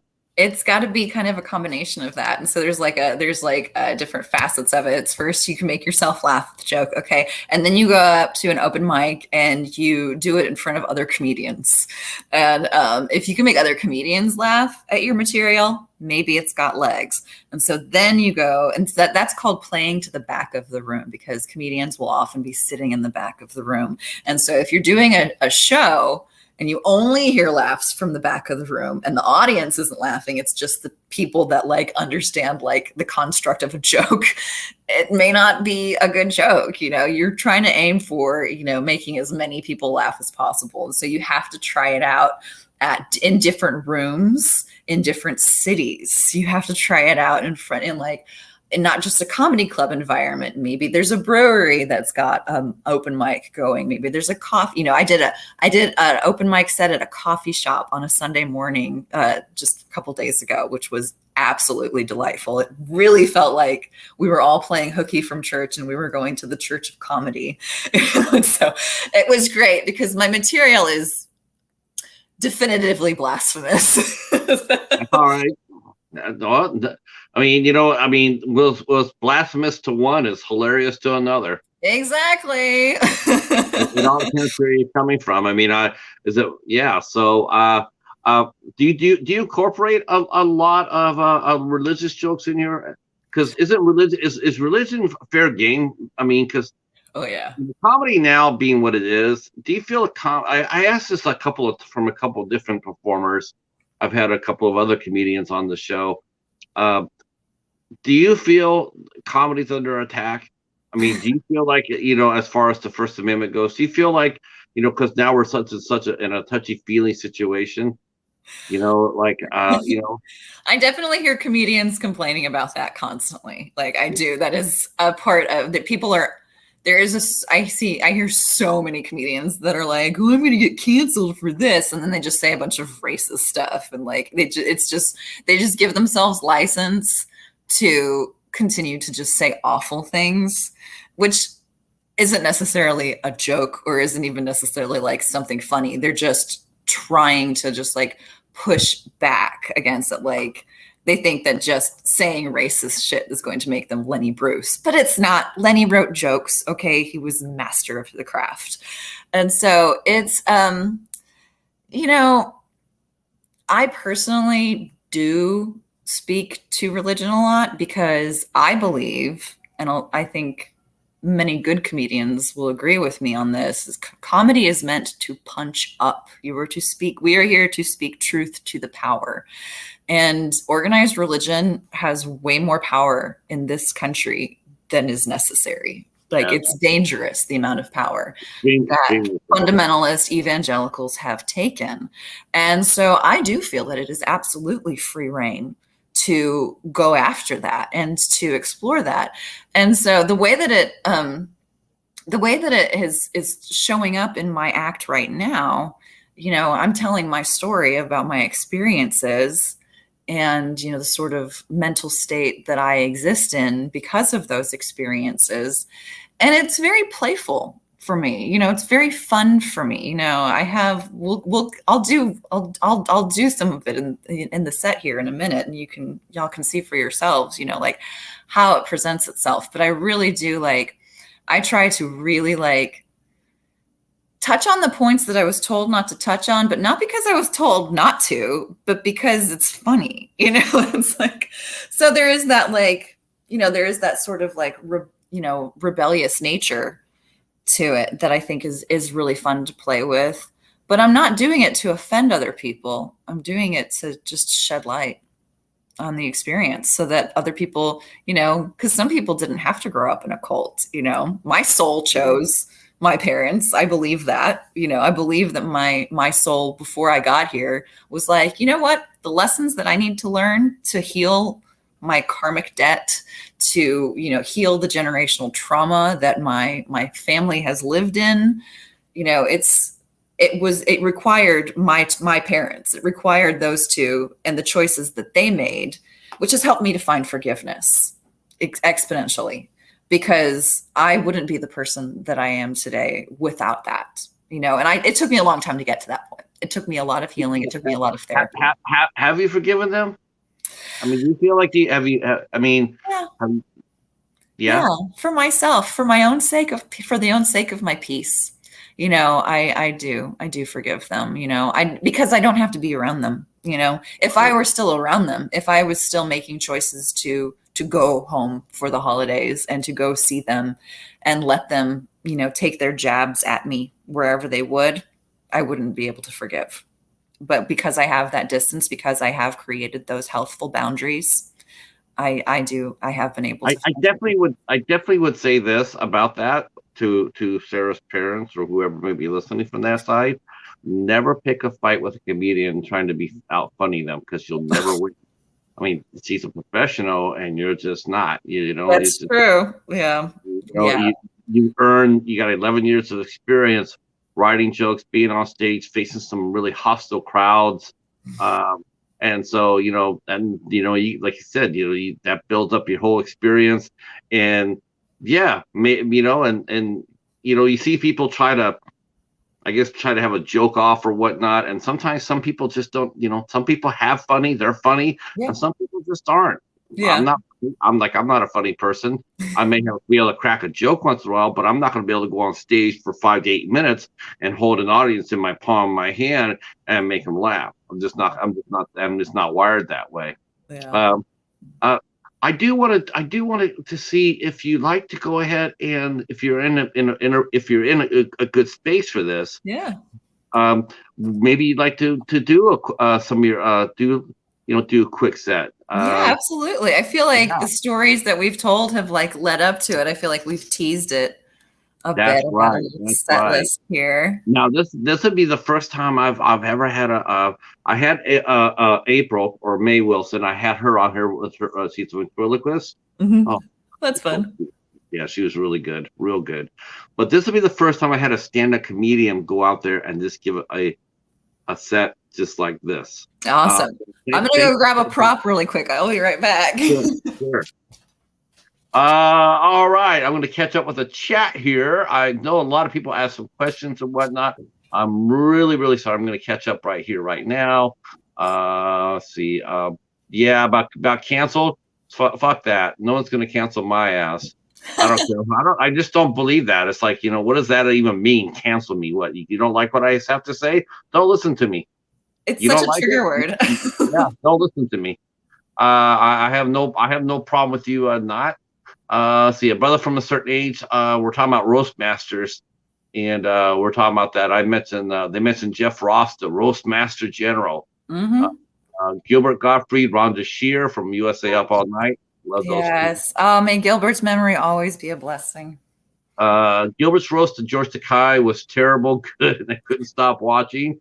Yeah, George Takei was actually the one I was thinking about when he came out there and he crushed William Shatner. Yeah. Oh Lord, there was some heat. Yeah, there was some heat behind that. That was a very intense moment of television. Yes. Fuck you and the horse you rode in on. Damn. All right, George. Yeah. Had me laughing though. They had Seth MacFarlane came on there and he roasted William Shatner with his Rocket Man. He did Rocket Man on some sort of event, some sort of award show. Mm-hmm. YouTube. Oh my God, it's so awful. It's bloody awful. Yeah. And they made a parody of it. It was great. I love the roast of Bob Saget. That was a classic. Bob Saget. What an interesting comedian he was. Yeah. I mean, I remember seeing him on Full House, Mm-hmm. and then he was on America's Funniest Home Videos, Mm-hmm. and America's Dad. And all of a sudden, then I said, America's Dad, my ass. Have you heard him? Have you heard his comedy? Yeah. Go look up some of his comedy. Yeah. Check out The Aristocrats. Wow, talk about this like, damn. I mean, he was fierce. He was, and very profane, very profane. Very profane and a mensch, an absolute one of the most kind, most generous men that have ever been in this industry. May his memory always be a blessing. I put out your page. Let's see, we're being told that I love seeing actors and comedians break during skits and sketches. Me too. There's nothing more funnier than that. Yeah. Burt Reynolds and Dom DeLuise are two of my favorites. Mine too. Yep. And then he says, I often ask a question when people talking about being canceled. What exactly do you want to say that you can? What do I say that I shouldn't? Like what? What? Fuck God? Fuck religion? There's so many things to say. I think what I'm seeing is a lot of people just wanting to say racist things after they follow this, like, oh, you're going to cancel me now. That's mostly what I'm saying, and that's funny. You know what? It's like, it's sort of funny. It's like, again, it's almost like, what is, it's maybe a topic for another time. But I mean, I see people say, because a lot of people do use race. Yeah. They use race for comedy. They use it. I mean, I can't tell you if I was super sensitive, if my ass was super sensitive, every single black comedian that I ever watched would have been canceled. Right. They always talk about white people. Here's how white people talk. I don't talk like that. Oh, actually, we do. But that's what happens. You see there, and Richard Pryor, Steve Harvey, Cedric the Entertainer, or any Jimmy Walker, any one of those that use, they make fun of white people. Chris Rock, because we're funny. Yeah, well, of course we should be. Of course, and sometimes it comes back around too. Sometimes, sometimes it comes back that sometimes there will be a white comedian and they'll take shots at a black culture or whatnot. It's comedy. It's almost like it's like. Maybe you can't say those jokes around the water cooler per se, but when you're sitting on the stage and listen, I'm not talking about saying shit like Michael Richards said. I mean ever. But I'm saying if a comedian goes on stage and they're turning around and they're talking about another culture, and they're and it's just and it's I guess it's the intent, right, Sarah? It's like that they're not trying to make fun of anybody seriously. If someone talks like a Chinese, like Ting Chang Chung, they're not doing it because they're racist. They're doing it because to put over a joke. Yeah. They don't believe that's not who they are. Yeah. It's just how they're doing. They're putting it over a joke. Yeah. And as long as what they're doing isn't doing it off stage, I say let it go. Let it fly.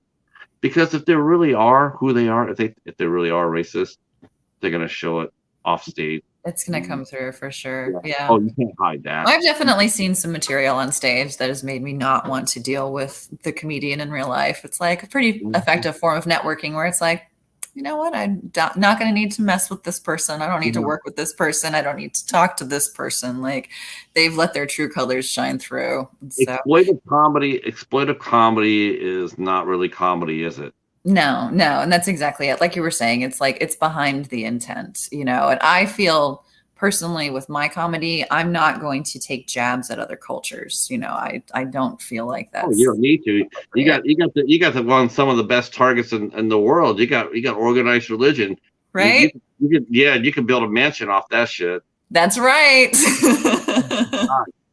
All right. What do we need to do? Do I need to do anything other than let you cut loose? I brought my microphone so I can feel Okay. like I'm doing stand up. Okay. It's not connected. It's fully just for the effect of me having the microphone in my hand to Okay. switch over.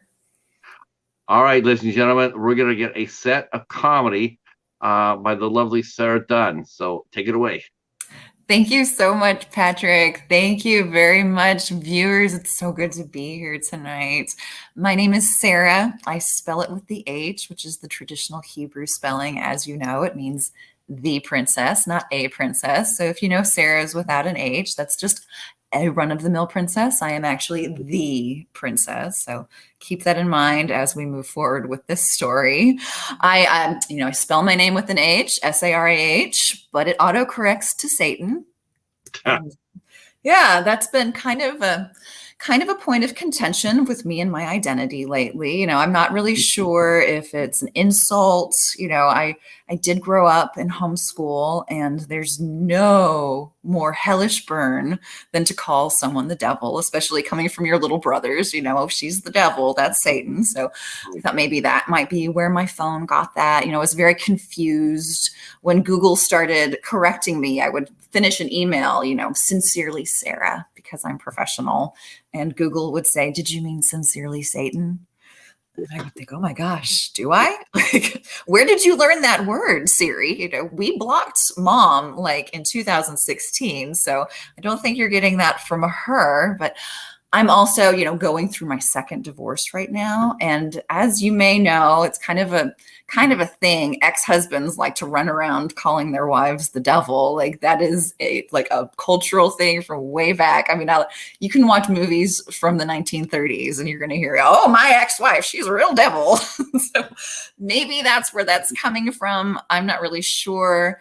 It kind of depends on my mood for the day as to how I feel about being called Satan by my phone. Is this causing me to have a God complex? Where do I fall biblically on Satan? Is Satan a fallen angel? Is Satan a kind of a god? Or is Satan just like my boss? Because I am a little bit of a famous witch. And I'll get into that in a second here and really explain how that happened. I have what the doctors call aging Disney princess face. And at this point in my career, I have a couple of options. I can be a wicked stepmother, which I did consider for a time. I have my best friend's dad was single about the same time that I was single. And we thought he was between his second and his third marriage. And I was before any of my marriages. And so my friends and I thought it would be really fun if I was their stepmom, because I could marry their dad and then send their 25-year-old butts off to boarding school in Switzerland. So everybody could win. Bethany could become nice and international. She could get some travel in, and I could spend all of her dad's money. So that was an option for me as an aging princess. I could also go into witchcraft, which I did. I did end up falling into witchcraft the same way that lots of witches of my age do, through online marketing. And I, kind of made me think, when my phone is calling me Satan, is this the Lord coming down through Apple and telling me to get to work and to get on my evil way and doing my important evil works? And so I became an influencer. And I have to say, if that's not the devil's work, I don't know what is.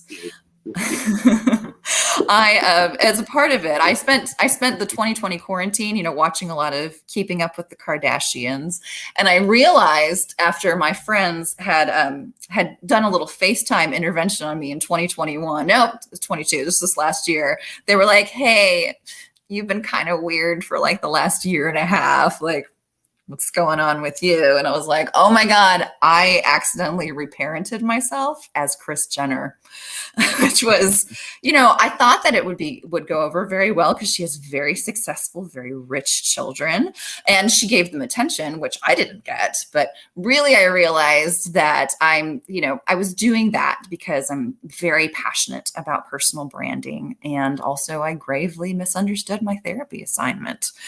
So I ended up going through all of the Kardashians and seeing what I could adopt from them to be a better, more functional adult. And I have to say, my therapist was not impressed with the sex tape. She said that I have more of a Kendall Jenner butt, and that would probably serve me better on the runway. But a little modeling tip for you: runway modeling doesn't pay. Runway models don't get paid for their services. It's basically like just a fancy networking opportunity. And so I had to then move on to Kylie lessons, which of course included just like overlining my lips and then making ramen noodles. Now this is groundbreaking, and I'm going to like blow the lid off of some billionaire secrets right here. If you're on TikTok, maybe you've seen Kylie's ramen recipe, but if you want to eat like a billionaire, get your ramen noodles, throw in some garlic powder and some butter and an egg. And now you are eating like a billionaire. And so that was probably the most helpful thing. Definitely more helpful than when I let that rapper dress me all summer, because I'm Jewish and that didn't really pan out in the end. So I don't know, I'm back to doing my own styling now. I do kind of realize, though, at this point in my life that I look like I'm in the middle of my villain origin story.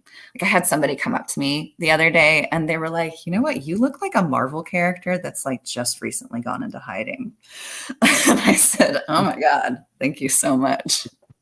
And if you're wondering, of course, I had to explore, what are my superpowers that I'm allegedly hiding from? And it's that I have ice cold fingers. And it doesn't sound like a lot, but I have seen it bring a grown man to his knees. I have to tell you, the bigger they are, the higher they squeal. You've heard of Iron Man, right? Very famous Marvel character. Well, I am iron deficiency. You hear that, Hobbs? I'll take it. Absolutely, we'll take it. Like I said, I'm going through my second divorce right now, and it is absolutely affecting my social media presence, especially on LinkedIn. Because on LinkedIn, you say all of the names that you've gone by, and so my names are now Sarah Chrisman Richards Dunn, which is a lot of names. I look like a law firm at this point. So I was able to raise my rates from that, even though I have absolutely no legal education beyond constantly getting divorces. That was something that I think I picked up having been born in a cult, which is another reason why I think I might be Satan. Because if you're familiar with the story Rosemary's Baby, very similar to the way that I came into the world. My mother was a young woman who belonged to a cult, and then I was born. And in the movie Rosemary's Baby, that baby was the devil. So I don't know. I mean, I feel like it's kind of giving me a God complex, like especially when it comes to me being an influencer. I created a TikTok video a couple years ago. And it started because I'm a weather nerd. I love to take pictures of clouds. I love to take like time-lapse photographies of phenomenal thunderstorms. And I've been on like lots of different weather channels, AccuWeather, Weather Nation, with that footage. The clouds went away. So I ended up turning it on myself and, taking a lot of selfies after that. But in this one particular video I made where there was a cloud sitting outside my house, and I was like, oh, that's just been sitting there all day. And there's a lot of different schools of thought as to what that cloud was, whether it was an alien spaceship or whether it was just a cloud that I then talked to and meditated with and asked for rain. So in this particular video, I sit underneath this cloud and there's a time lapse of the cloud. And then I ask the cloud for rain. And at the end of the video, it is pouring rain, which is what happened the day following, when I sat underneath this cloud in my super cute outfit. And I use the hashtag witch talk, which if you're not familiar is the magical spiritual realm of TikTok. And it went viral. It went more viral than anything else that I've created at this point in my life. There were 2.7 million views on this video at this point, and thousands of comments. And now let me tell you why I think I have a God complex, because when I see these comments, I see them as prayers. I read them as prayers because people are asking me to send rain to their drought-stricken nations. People are also blaming me for floods. And that went right to my head. That went right to my head. I was like, well, I guess I should take some. I mean, I'm old enough to take some credit for climate change. I definitely took credit for that like rainstorm that happened in the video. So, maybe that's true. But I have to say, my absolute favorite thing that happened in the comment section and all of the prayers that were coming in through my inbox was that there were hundreds of teenagers that were furious that I rained out Six Flags. I got blamed for a rain day at Six Flags, and it was all Six Flags. There was no like random like, oh, Knott's Berry Farm got rained out. Like, it was all Six Flags specific. And so I have to tell you, like, after getting that hit and taking credit for climate change, Greta Thunberg was mad at me. Oh my gosh. Like, you think she was mad at Andrew Tate because he was awful, but imagine raining out her only senior skip day at Six Flags. Like, this poor kid just wanted to ride some roller coasters, and then here I come with my climate changing witchcraft and just wipe out all of the fun for her. She was very mad. She was very mad at me. I don't think I'm going to get invited to that birthday party, so I'm pretty sad about that. But that's just kind of the responsibilities that I bear with being some kind of deity that has all of this monumental power on TikTok now. So I had to like kind of pull myself together and regroup, and I needed to find some sense of scientific reality, because witchcraft is very spiritual. And so you can call it, spicy psychology, but I needed some other biology in here. So I took a DNA test to find out, where did I come from? What is all of this going on? And I was thrilled to discover that I'm Jewish. We did not know this growing up. I come from a family of secret Jews. And so that's pretty devastating and scary as it is. But I have to say, like, I've always been really I've always had like a draw and an affinity for Jewish culture. And so I was like on board, and I could not wait to share this information with my grown son, who, because I didn't know I was Jewish, I did not raise him Jewish. But I was like, okay, we got to make up for lost time now. I'm calling you every day. You're calling me back every day. Like, we're helicopter parenting now, as that you're a grown man. So I called him up and I said, Shmoo. I was like, about overnight oats? I'm your overnight yenta. And I said, guess what about the DNA? This is such good news for you. You, sir, are going to be a doctor. Sarah, thank you so much. That's all Thank awesome. you. Thank you so much for that. Hey, Casey. Casey's here. Yes, thank you so much. That was fun. That was, to cut loose. I could definitely, I really enjoy your comedy. I definitely, it's a lot of fun. It's a lot of fun. Thank you for amusing me with a set. That's so fun. Usually I have to leave the house and go out and be around other people to do my set. And so this is very fun. It is kind of reminiscent of like when I got back into stand-up comedy. I was living in Taos, New Mexico. And there weren't comedy clubs, there weren't open mics. There was not a scene there. And so in order to try out my new jokes, which incidentally actually happened like right after Bob Saget passed away, I was devastated by that news. And that information like really made me reconnect to my comedy self. And I kind of did it out of, memorial for him. At the start, it was when I got back into doing stand-up comedy, post-pandemic. And so I used the app called Clubhouse, which I'm not sure if you're familiar with. It's like an audio drop-in where you could kind of be like on a podcast with multiple guests and multiple hosts. It's also similar to like a conference call, but a lot of comedians will use it for open mics. And so I was able to go on Clubhouse and just kind of do my comedy like into my phone to try out my material initially and get the feedback from other comedians. And then I moved to Denver, Colorado, and I was able to plug in to the great comedy scene there and really develop the material that I'm doing today. Yes. Hi, Casey. Yes, throwing cats out. I will Wow, I've actually kept you longer than I'm supposed to. I want to thank you for coming out and hanging out with us. I thoroughly enjoyed this very much.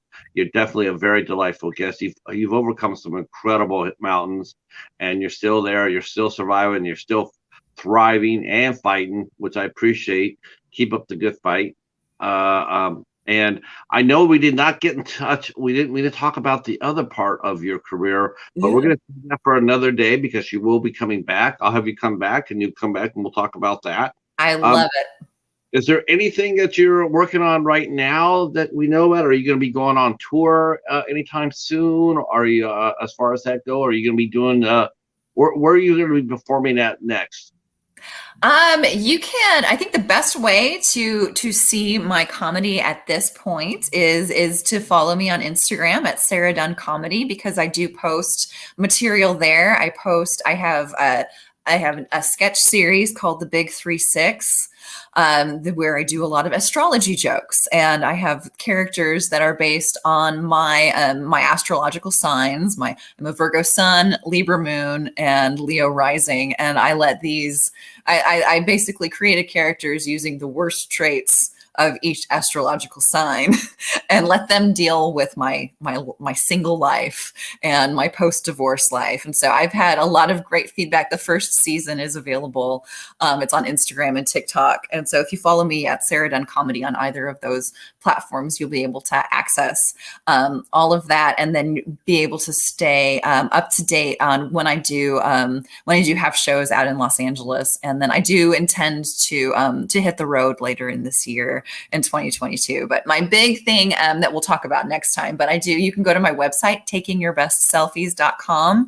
I have created an online course taking all of the information that I've learned as a professional model and distilling it to help small business owners to take their best selfies and to feel more confident on camera.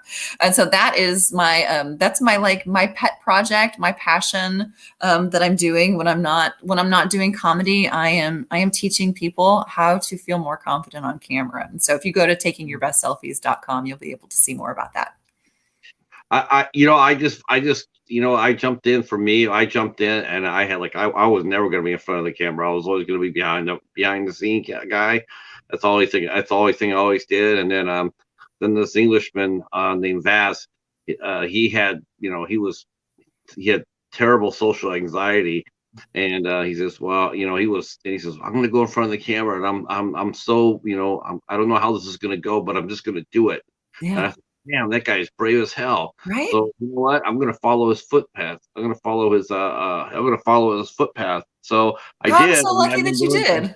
Yeah. So here I am. I mean, I know it's not Johnny Carson, but I'm having a lot of fun with it. And I It's get so to fun to watch. I meet a lot of people such as yourself. I really enjoy it. And I really do appreciate you coming out and hanging out with us. Let me tell the calendar real quick, and then I will get you out of here. Tomorrow night, we have the lovely Nia Caitlin Ketzever will be with us tomorrow night at 8 o'clock. She is an actress, and she runs a production company. We'll be talking about her career on the 22nd of January. Talk about comedy. Me and the Bat will be covering Martyrs at 8 o'clock. Martyrs is a French horror film. Uh, Ooh. and then on the 24th, we have stuntman actor Brian Dodds will be with us at 8 o'clock. On the 25th, we have screenwriter and film director Jim Heffernan will be here with us. And we will be talking movies and probably a little bit of Gamera. Ooh, And then on the fun. 26th, we have actor Mike Markoff will be with us at 8 o'clock here on 8 Questions With. Thank you to the chat for coming out and kicking ass. I appreciate it. And until then, I guess we will see you tomorrow at 8 o'clock. Sarah, you stay right where you're at. I'm to the chat. Have a great night. Thank you.